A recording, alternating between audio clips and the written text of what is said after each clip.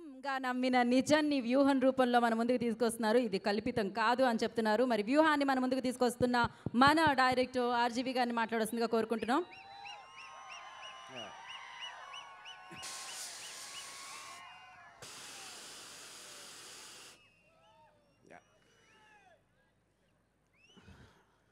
ఇప్పుడు ఇందాక అంబటి రాంబాబు గారు చెప్పినట్టు ఒక దీన్ని జస్ట్ వాంట్ టు రీఅసర్ట్. ఇప్పుడు సినిమా అనేది ఇప్పుడు నేను లక్ష్మీస్ ఎన్టీఆర్ తీసినప్పుడు ఒక 25 సంవత్సరాలు కిందట జరిగిన ఒక ఇన్సిడెంట్ ఆధారంగా ఆ పర్టికులర్ టైంలో ఎన్టీ రామారావు గారికి జరిగిన అందరికీ తెలిసిన విషయమే, దాన్ని క్యాప్చర్ చేయడానికి ట్రై చేశాను.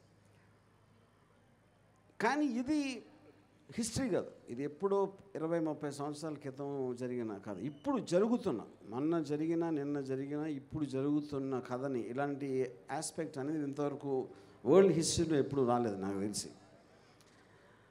సో దాంట్లోంచి వచ్చిన ఒక కొత్తదనం అనేది నా మొత్తం కెరీర్లో అది ఆ కైండ్ ఆఫ్ ఏ అప్లికేషన్ నేను చేయలేదు.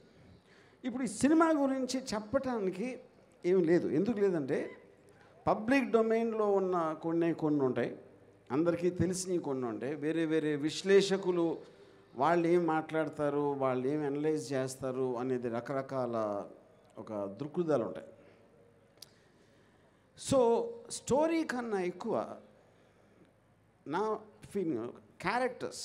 ఇప్పుడు మనుషులు ఉంటారు, మనుషులు డెసిషన్స్ తీసుకుంటారు, ఏమి వ్యూహం పని తీసుకుంటారు, లేకపోతే ఎలాంటి పరిస్థితుల్లో తీసుకుంటారు, బయటికి ఎలా కనిపిస్తారు, లోపల ఏం ఆలోచిస్తారు, ఏం వ్యూహాలు పన్నుతారు అనే ఒక సైకలాజికల్ ఆస్పెక్ట్లో నేను పొలిటికల్ మనిషి కాదు, నాకు తెలియదు పాలిటిక్స్, కానీ పొలిటికల్ సైకాలజీ అనేది నాకు తెలుసు అని నా feeling as a writer and director.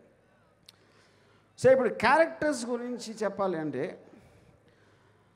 ఇప్పుడు నేను ఇందాక చెప్పినట్టు రామారావు గారు కూడా చెప్పారు, చంద్రబాబు నాయుడు అనే పేరు కానీ పవన్ కళ్యాణ్, లోకేష్ అందరి పేర్లు అవి ఉండటానికి కారణం, ఇప్పుడు డెమోక్రసీలో ఒక ఒపీనియన్ చెప్తాం ఎవరైనా సరే. ఇప్పుడు ఒక చిన్న ఇదేంటంటే, వాళ్ళ లోకేష్ ట్రై చేస్తుంది వ్యూహం ఆపటానికి.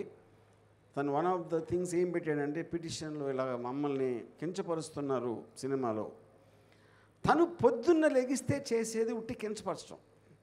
జగన్ని సైకో జగన్ అంటాడు, లేకపోతే మా హంతకుడు అంటాడు, ఇది అంటాడు, అదంటాడు, అది కించపరచడం కదా. అసలు ఏంటో మీనింగ్ ఉందా దానికి? చంద్రబాబు నాయుడు గారు కానీ, పవన్ కళ్యాణ్ కానీ, లోకేష్ కానీ, జగన్ గారు గవర్నమెంట్లో ప్రజలకు పని చేస్తున్న టైంలో వీళ్ళందరూ కేవలం అవతల వాళ్ళని తిట్టడం ఒక్కటే పని పెట్టుకున్నారు, అందరికీ తెలుసు. అలాంటి వాళ్ళు వ్యూహంలో వాళ్ళని కించపరుస్తున్నాను అనే దాని మీద కోర్టుకు వెళ్ళడం కన్నా పెద్ద జోక్ నేను. సో ఇప్పుడు క్యారెక్టర్స్ వైజ్గా ఇందాక నేను చెప్పినట్టు, ఇప్పుడు చంద్రబాబు నాయుడు గారు అని ఆయన ఒక అంటే నా పాయింట్ ఆఫ్ వ్యూలో నేను ఫస్ట్ ఆయన రిజిస్టర్ చేసింది ఎన్టీ రామారావు అని వెన్నుపోటు పొడిచిన, అంతవరకు ఎప్పుడు ఫాలో అవ్వలేదు ఎక్కువ ఆయన గురించి. సో ఆయన ఫేమ్లోకి వచ్చిందే దాని నుంచి. వచ్చిన తర్వాత ఏమాత్రం కామన్ సెన్స్ ఉన్నా ఎన్టీ రామారావుని ఇంకా బ్యాడ్ క్యారెక్టర్గానే కన్సిస్టెంట్గా ఉంచితే అట్లీస్ట్ ఒక పాయింట్ ఆఫ్ వ్యూ ఉంటుంది ఆయన దృష్టిలో, ఆయనకు ఉన్న ఎక్స్పీరియన్సెస్ అని. ఎప్పుడైతే ఆయన పోయిన తర్వాత మళ్ళీ ఆయన దేవుడు చేసి, ఆయన మహానుభావుడు, ఆయనే కనిపెట్టాడు అంటే ఎన్టీ రామారావు గారికి ఉన్న ఫ్యాన్ బేసు ఎక్కడ పోతుందో అనే భయంతో అది చేయటం. సో అలాంటి వ్యూహాలు పన్నే ఆయన ఆబ్వియస్లీ అప్పటి నుంచి ప్రతి దానికి నేనే ఇది చేశాను, నేనే అది చేశాను అని చెప్పి అక్కడి నుంచి ఇంతవరకు ఆయన ఏం చేశాడో నేను ఒక మామూలు ప్రేక్షకుడిగా, one of the citizens of ఆంధ్రప్రదేశ్గా నేనైతే చూడలేదు. అప్పుడు నాకు ఒక ఒపీనియన్ ఏర్పడుతుంది తన మీద. అలాగే రంగుల రాజా పవన్ కళ్యాణ్, ఇప్పుడు ఆయన మొహానికి రంగు వేసుకుని ఒక పెద్ద సూపర్ స్టార్ అయిపోయాడు. Nobody says no, terrific, absolutely. ఆయన పెద్ద ఫ్యాన్ ఫాలోయింగ్ ఉంది. ఒక రాజకీయ నాయకుడిగా వచ్చినప్పుడు నేను ఇది చేస్తా అని సినిమాలో డైలాగ్ చెప్పినట్టు చెప్పి, ఆ తర్వాత ఇప్పుడు జనసేన పార్టీ పెట్టినప్పుడు నేను కూడా ఇంప్రెస్ అయ్యాను ఆ టైంలో. సో దాని తర్వాత అన్నీ జరిగిన అందరికీ తెలుసు, దాన్ని మళ్ళీ మనం రిపీట్ చేయాల్సిన అవసరం లేదు. ఇప్పుడు లేటెస్ట్గా చూస్తే ఊరు పేరు తెలియని ఒక అమ్మాయి తెలంగాణలో ఫేమస్ అయిపోయి బర్రెలక్క, అంటే బర్రెల్ని కాస్తుంది. బర్రెల్ని కాసే ఒక అమ్మాయి అంత పాపులర్ అయిపోతే ఈయన సూపర్ స్టార్ అయ్యి ఉండి బర్రె లెక్క అయిపోయాడు. బర్రె లెక్కకి తేడా ఏంటంటే, ఆ బర్రెలకి అక్క ఒక కాపరిగా కాస్తుంది. ఇక్కడ ఈయన బర్రెలాగా చంద్రబాబు నాయుడు, లోకేష్ వాళ్ళు ఏమి చెప్తే, అంటే ఇప్పుడు బర్రెలు గొర్రెలు ఇటెలు అటెలు దదా అని చెప్తా ఉంటే ఆ గొర్రెలు బర్రెలు ఏమి చేస్తాయో ఇప్పుడు సూపర్ స్టార్ పవన్ కళ్యాణ్ అది చేస్తున్నాడు. ఇది నేను జనసేన మనిషిని కాదు, కానీ జనసేన కన్నా ఎక్కువ పవన్ కళ్యాణ్ నాకు ఇష్టం. కానీ ఇప్పుడు అది మొత్తం పోయింది నాకు, because of his thing. So ఇప్పుడు అలాగా ఇప్పుడు లోకేష్ అని అతను ఎవరు, చంద్రబాబు నాయుడు కొడుకు కాకపోతే అతనికి ఒక కార్యకర్త దగ్గర బాయ్గా చేయటానికి కూడా తనకి పొజిషన్ లేదని నా ఫీలింగ్. ఏది మామూలు కార్యకర్త దగ్గర నేను చెప్పేది. ఇప్పుడు ఆయన ఏమీ చేయకుండా, ఎక్కడ ఒక గెలవకుండా, అసలు ఈయన ఏదో ఒక పెద్ద మహానుభావుడు అనేసి ఆయనే అనుకుని, ఆ ఫాదర్ ఏమో పుత్ర ప్రేమతో ఆయన లేపి చేయటానికి ఇవన్నీ అందరూ గమనిస్తారు. నేను ఒక్కనే కాదు కదా, టోటల్ ఆంధ్రప్రదేశ్లో ప్రజలందరికీ ఆ వ్యూ పాయింట్ ఉంటుంది. ఆ వ్యూ పాయింట్లో నేను వాళ్ళని సినిమాలో క్యాప్చర్ చేయడం జరిగింది. అప్పుడు అది చూసినప్పుడు ప్రజలందరికీ ఆల్రెడీ ఒక ఒపీనియన్ ఫామ్ అయి ఉంటుంది.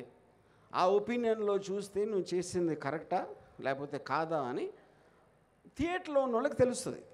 ఎందుకంటే చేసింది వాళ్ళ కోసం. మీరు స్పీచ్లు ఇచ్చినా, ర్యాలీలో మాట్లాడినా, మీటింగ్లో మాట్లాడినా, ఎక్కడ మాట్లాడినా సరే ఫైనల్గా ఇంకొకళ్ళకి కమ్యూనికేషన్ చేయడానికి ట్రై చేస్తాం మనం. అలాగే ఈ సినిమా అనేది నా కమ్యూనికేషన్, నేను వీళ్ళ మీద ఫీల్ అయ్యేది. ఆబ్వియస్లీ నేను వైసీపీ కవర్ట్ నేను చెప్తున్నాను కదా ఓపెన్గా, నేను జగన్కి ఫేవర్గానే ఉంటుంది ఈ సినిమా. జగన్ అంటే నాకు చాలా మంచి అభిప్రాయం అని చెప్పింది. దాని తర్వాత ఇంకా కోవర్ట్ ఏంటి? ఎందుకంటే వాళ్ళు ఉట్టి కోవర్ట్లే ఉపయోగిస్తారు. స్ట్రైట్గా కొండ బద్దలు కొట్టినట్టు చెప్పేస్తే వాళ్ళ కన్ఫ్యూజన్ వచ్చేస్తుంది, ఇదేంటి ఏం చేస్తున్నాడని, యూనో. సో ఆ కాంటెక్స్ట్లో నేను చెప్పేది. సో ఇప్పుడు ఈ సినిమా నా ఉద్దేశం ఏంటి అంటే, నాకు అర్థమైన వాళ్ళ క్యారెక్టర్ని, వాళ్ళు మాట్లాడితే బట్టలు ఇప్పదీసి కొడతాం, లేకపోతే గొంతు పిసికేస్తాం, దవడ పగల కొడతాం. ఆయనేమో ఒక ఎర్ర బుక్ అంటాడు, అది ఎర్ర బుక్క ఎర్రి బుక్క అనేది మనకి తర్వాత తెలుస్తుంది, యూనో. అంటే ఒక డిక్టేటరా మీరు? డెమోక్రటిక్ కంట్రీలో పేర్లు రాసేసుకుని వీళ్ళందరి సంగతి చేస్తా అంటే, నాకు తెలిసి కిమ్ యాన్ యంగ్ కూడా చేసి ఉన్నాడు అలాంటిది నార్త్ కొరియాలో, యూనో. సో ఈ కైండ్ ఆఫ్ రెటారిక్ డైలాగ్స్తో వచ్చే వాళ్ళ మెంటాలిటీ ఎలా ఉంటుందని నేను రీసెర్చ్ చేయాల్సిన అవసరం లేదు. మీరు ఎవరైనా సరే యూట్యూబ్ వీడియోలు చూస్తే తెలిసిపోతుంది దాని గురించి.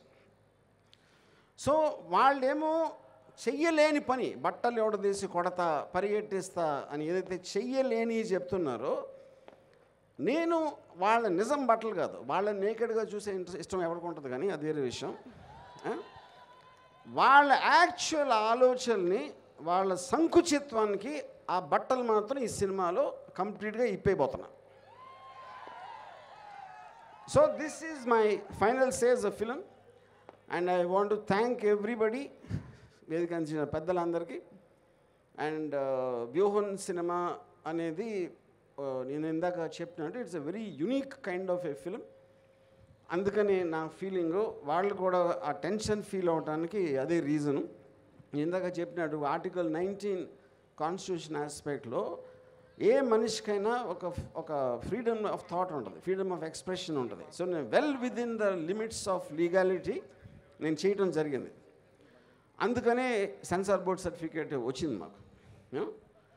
సో ద పాయింట్, అది హైయెస్ట్ అథారిటీ. దాని తర్వాత ఎవరైనా ఏమైనా ట్రై చేయొచ్చు, అది కోర్టులో మా అడ్వకేట్స్ ఆ రోజు వచ్చినప్పుడు వాళ్ళు చూసుకుంటారు. సో లైక్ దాసరి కిరణ్ గారు చెప్పినట్టు వీఆర్ ఆన్ ట్రాక్. డెఫినెట్గా 29న సినిమా రిలీజ్ అయిపోతుంది. థ్యాంక్స్. So thank you.